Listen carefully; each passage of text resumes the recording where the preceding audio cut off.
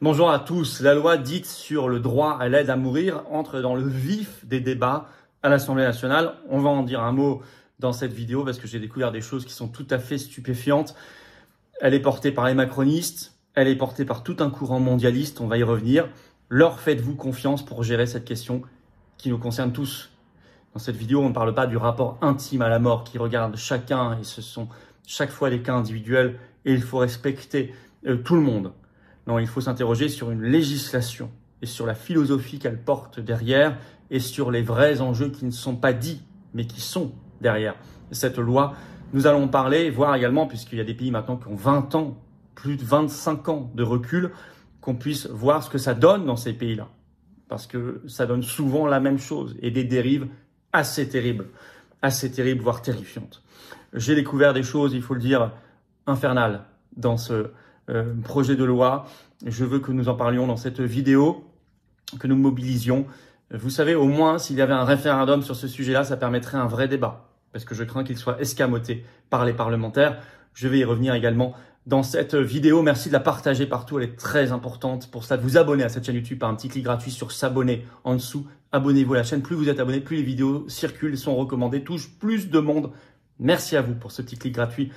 Ce vendredi 23 mai à 19 h, on est en direct sur cette chaîne. On parlera de ça et de tout le reste et je répondrai sans tabou à toutes vos questions que je découvrirai et auxquelles je répondrai en direct. Soyez là pour notre grand direct ce vendredi sur cette chaîne à 19 h. Et ce vendredi, c'est là aussi que si vous êtes adhérent à Jour des Patriotes, vous recevrez le lien sur votre mail, vérifiez aussi vos spams, pour la grande consultation des adhérents à Jour des Patriotes. Alors, adhérez si vous voulez y participer parce que c'est une consultation qui est apportée sur des questions d'actualité et de stratégie politique. On va parler des législatives, de la présidentielle et tout ça. Si vous voulez donner votre avis et qu'on en tienne compte, il faut être adhérent à Jour. Donc, vous pouvez adhérer aux Patriotes dès maintenant ou vous remettre à jour, réadhérer si vous n'êtes plus. À vous de vérifier et vous aurez en tout cas ce lien pour participer. Vous aurez une semaine d'ailleurs pour participer. Ce samedi 24 mai, je suis à Nantes en réunion publique. Inscription par le lien sous la vidéo en description, c'est entrée gratuite. Il reste quelques heures pour s'inscrire. Et là, le lendemain, dimanche 25 mai, je suis à Cannes. Lien d'inscription également sous la vidéo en description. Et jeudi 29 mai, rendez-vous à 18 h devant le Sénat, 20 rue de Tournon à Paris, pour les 20 ans du non à la Constitution européenne. Grand rassemblement populaire immense pour le Frexit. Soyez tous là et faites venir. Je vous attends, patriotes. Justement, adhérez ou réadhérez pour participer à la consultation qui commence vendredi 23 mai, réservé aux adhérents à Jour des Patriotes. Et puis venez aussi surtout pour vous battre pour des vraies, grandes, belles valeurs, des grands combats concrets avec nous. Nous sommes le plus grand mouvement souverainiste de France. Mais j'ai besoin de vous. Vous pouvez adhérer ou réadhérer dès maintenant aux Patriotes par le premier lien sous la vidéo en description ou faire un don au mouvement par le deuxième lien sous la vidéo en description. Je rappelle que nous sommes un mouvement indépendant qui n'a pas 1 euro de subvention publique. On s'en prend plein la figure. On n'a pas 1 euro de subvention publique, pas d'aide des banques. On lâche pas le morceau. Mais je peux le faire qu'avec vous. En plus, toute adhésion don, vous le savez, fait baisser vos impôts puisqu'il y a 2/3 de défiscalisation. Donc non seulement adhérer, réadhérer, vous participerez à la grande consultation historique qui commence ce vendredi 23 mai, réservé aux adhérents à Jour, on se bat ensemble et vous aidez un mouvement indépendant qui n'a pas de financement public. Voilà, je crois qu'il y a plein de bonnes raisons de venir. Vous êtes les bienvenus en tout cas. Les liens pour le faire sont également sur notre site les-patriotes.fr. Énorme, et vous faites baisser vos impôts. 2/3 de défiscalisation. Faites pas ce cadeau au fisc. Énorme bienvenue aux adhérents, bravo aux réadhérents et aux donateurs. On y va. Beaucoup de choses à vous annoncer parce qu'on fait beaucoup de choses très concrètes. Ce projet de loi, de quoi on parle? En fait, il y a 2 propositions de loi qui sont débattues à l'Assemblée nationale depuis le 12 mai. Une sur les soins palliatifs qui est assez consensuelle, même si en fait, malheureusement, on va y revenir sur les soins palliatifs, elle change pas grand-chose. Et l'autre qui s'appelle aide à mourir officiellement.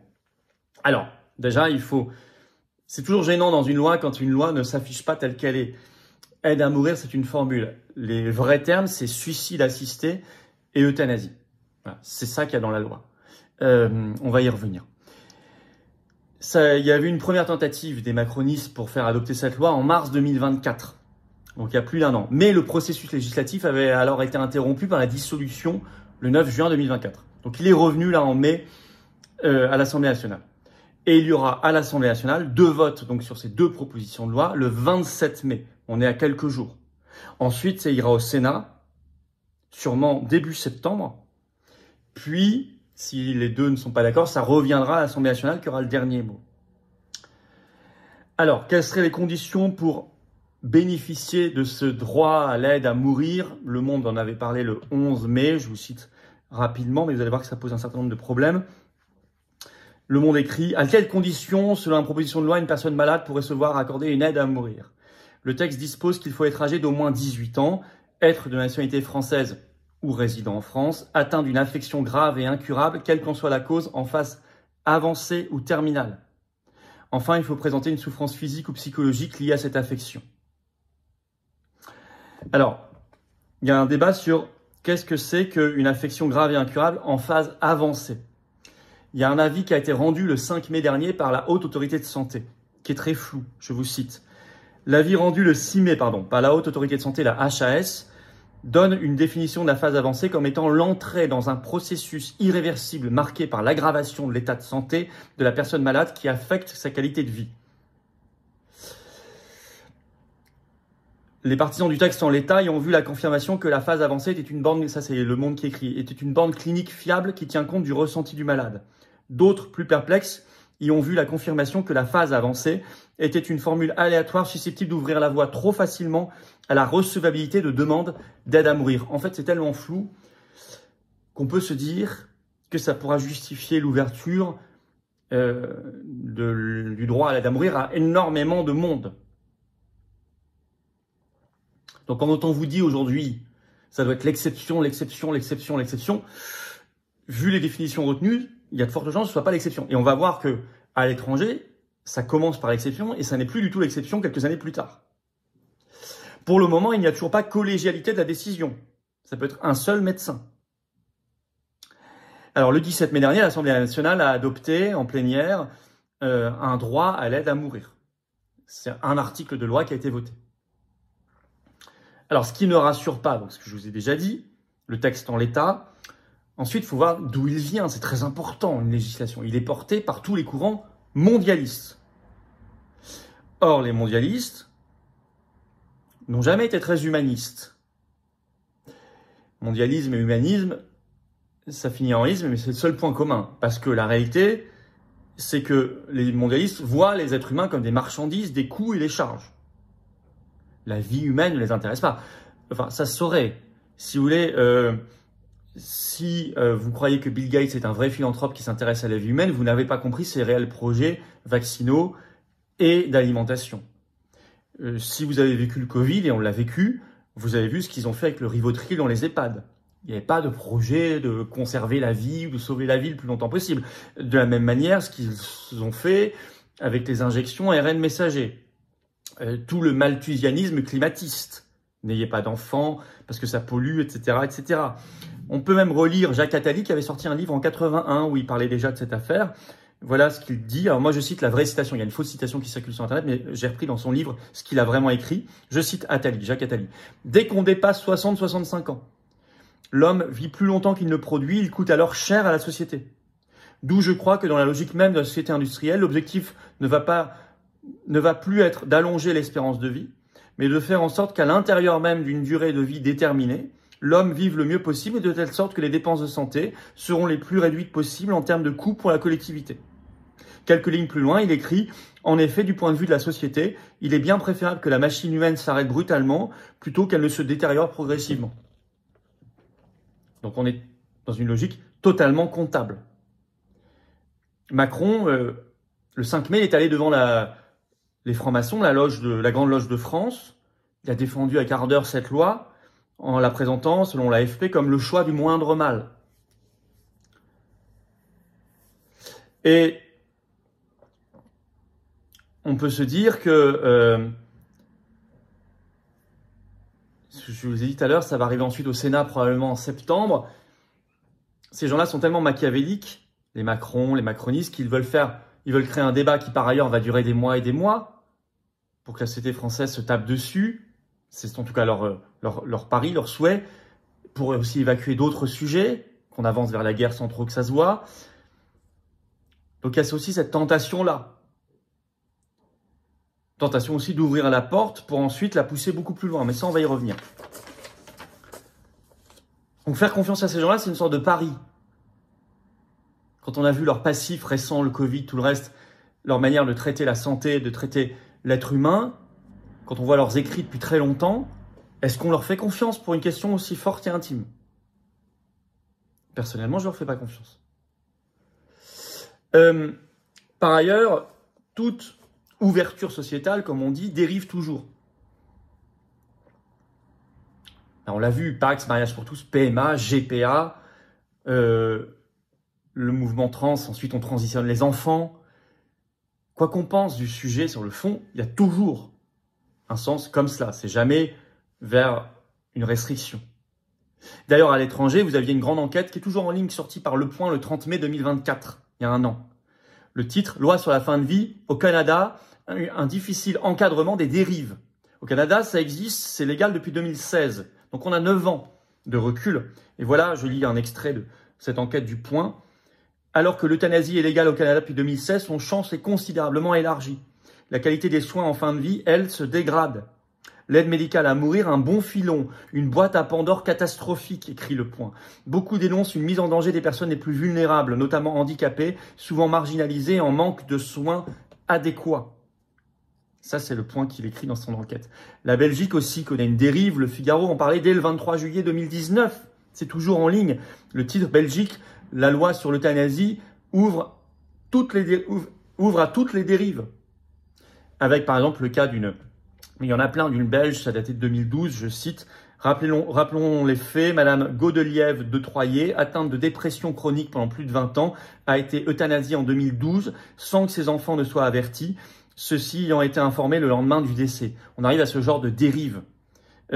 Cette affaire, je cite toujours le Figaro, illustre parfaitement la difficulté d'encadrer cette pratique et les abus et dérives graves qui en découlent. Elle n'est d'ailleurs pas un cas d'école car les médias relatent régulièrement des euthanasies controversées en Belgique ou en Suisse. Et nombreux sont ceux qui dénoncent le laxisme avec laquelle la loi du 28 mai 2002, vous voyez, ils ont déjà 23 ans de recul, relative à l'euthanasie a été mise en œuvre.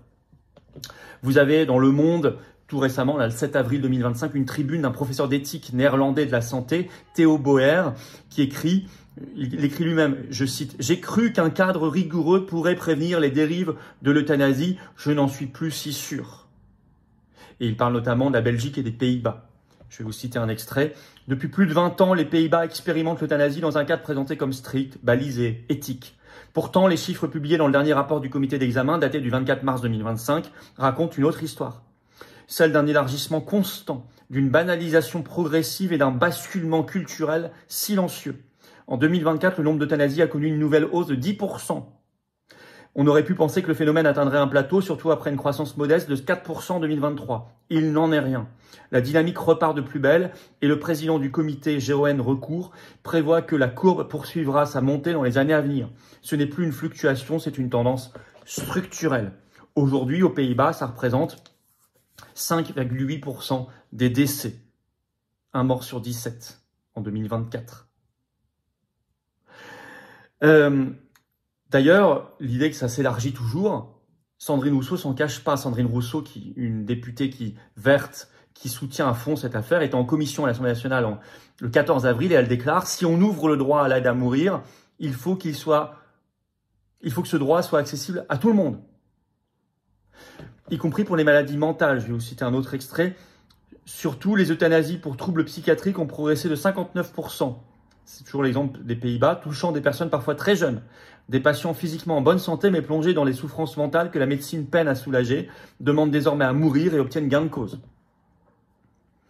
Ce qui ne nous rassure pas non plus, c'est que des amendements qui visaient à encadrer quand même, à limiter les abus, les dérives de cette loi, ont été très souvent rejetés par le vote en commission à l'Assemblée nationale. Florilège, je vous donne quelques exemples, il y en a d'autres, d'amendements rejetés. L'exclusion des souffrances psychiques comme seul motif de recours à l'euthanasie. Exclusion des personnes atteintes d'une déficience intellectuelle, rejetée. La prise en charge palliative doit être un préalable à l'aide à mourir, rejeté. Avis nécessaire d'un psychologue clinicien ou d'un psychiatre, rejeté. Lorsqu'il a des doutes sur le caractère libre et éclairé de l'expression de la demande du patient, le médecin saisit un psychiatre, rejeté. Le risque d'abus de faiblesse doit être évalué, c'est du bon sens, rejeté. Collégialité de la décision, on en parlait, rejeté. Validation de la procédure par un magistrat, ça pourrait être un garde-fou, rejeté. Le médecin saisit le procureur en cas de doute, Rejeté. Ils veulent même créer un délit d'entrave au droit à mourir. Je sais qu'aux Pays-Bas, ils en sont à dissoudre les associations qui luttent aujourd'hui contre l'aide à mourir. Alors qu'au début, c'était présenté comme un débat, on avait le droit de penser ce qu'on voulait. Plus aujourd'hui, vous n'avez plus le droit de penser ce que vous voulez. Et puis tout récemment, cet amendement, il est interdit de proposer ou d'appliquer l'euthanasie ou le suicide assisté aux personnes atteintes de déficience intellectuelle, rejeté. Donc, si vous voulez, on en est aujourd'hui à un point où je crois que il faut quand même voir que nous sommes dans un niveau de dérive qui est devenu gigantesque là où ça existe et dans le processus législatif qui est déjà très inquiétant. Alors Le Monde rapporte le 19 mai que, je cite, les cultes unanimes évoquent les dangers d'une rupture anthropologique. Et dans les médias, alors on vous présente souvent c'est vrai, ce sont des souffrances qu'on respecte. Par exemple, des malades de la maladie de Charcot, et qui disent, certains face caméra disent, moi je veux cette loi parce que je souffre et je sais que c'est inéluctable. Et on a énormément de compassion et de respect pour eux et on respecte tous leurs pensées. Il ne s'agit pas ici de juger les gens. Encore une fois, je vous l'ai dit, c'est pas une vidéo sur le rapport intime à la mort. C'est une vidéo sur un cadre législatif qui vient pas de nulle part et il faut l'étudier sérieusement. Mais ce que je reproche aux médias, c'est que l'explosion des cas de maladie de Charcot depuis quelques mois et quelques années, c'est lié à quoi? Ça ne serait pas lié à certaines injections? Et ça, évidemment, ils ne le disent pas. Alors, si on faisait plutôt une loi pour la vie? Car je rappelle que aujourd'hui en France, il y a 20 départements qui n'ont pas d'unité de soins palliatifs. Est-ce que c'est pas là la priorité? Qu'en 2023, il y a eu dans le système hospitalier français de nouveau 4 900 lits supprimés, 43 500 supprimés depuis 2010, fermeture y compris de soins d'urgence et de lits dans les soins palliatifs. Le Monde écrivait le 10 janvier 2025, la psychiatrie en France, un système à bout de souffle. France Info écrivait le 12 mai qu'il y a 3 mois d'attente pour la consultation en moyenne en France d'un médecin de la douleur. N'est-ce pas là qu'il faut mettre le paquet? Sur tous ces sujets-là, la psychiatrie chez les enfants, les médecins de la douleur, les soins palliatifs, les réouvertures de lits. Et si on mettait le paquet sur le soin, sur l'accompagnement? Et si on mettait le paquet sur cela au lieu d'obéir aux exigences financières et comptables de l'Union européenne? Et donc de faire le Frexit pour être libre de mettre le paquet sur nos priorités nationales. Et si on sortait de l'obsession de la mort, de l'angoisse, de la peur, et on allait vers une société de l'espoir, de la vie, de l'entraide, c'est très concret ça. Ça veut dire qu'il faut arrêter avec le morbide, aider les aidants, qui ne sont pas suffisamment aidés, c'est dur d'être aidant. Aider les familles des personnes en situation de handicap, combien m'écrivent tous les jours. Multiplier les structures d'accueil pour ces familles et pour les personnes handicapées. Avoir des EHPAD qui soient dignes. Arrêter avec toutes les dérives comptables qu'on voit. Remettre de l'humain. Le tout numérique ou l'IA partout. Ben non, il faut de l'humain, y compris et surtout pour les personnes les plus vulnérables, les plus fragiles. Parce que cette loi, elle est en train de créer une pression sociale sur des personnes qui ont envie de vivre, mais qui rentrent dans les cases. Et elles savent que le regard de la société progressivement va changer sur elles en disant « Mais t'es sûr que t'es pas un rebut? T'es pas de trop? T'es sûr que tu peux pas faire le choix de te soulager toi-même et de partir ?» Certains l'expriment déjà. Un jeune homme malade de la maladie de Duchenne l'a exprimé très bien. Je l'ai relayé sur mes réseaux sociaux, sur CNews récemment, en disant « Cette loi pour moi est une grande violence parce que je veux vivre, mais je ressens déjà la pression sociale pour partir. » C'est ce qui s'est passé dans beaucoup de pays comme les Pays-Bas et autres. Faire confiance aux macronistes, aux mondialistes, c'est toujours un pari. Je vous l'annonce, il est forcément perdu et perdant.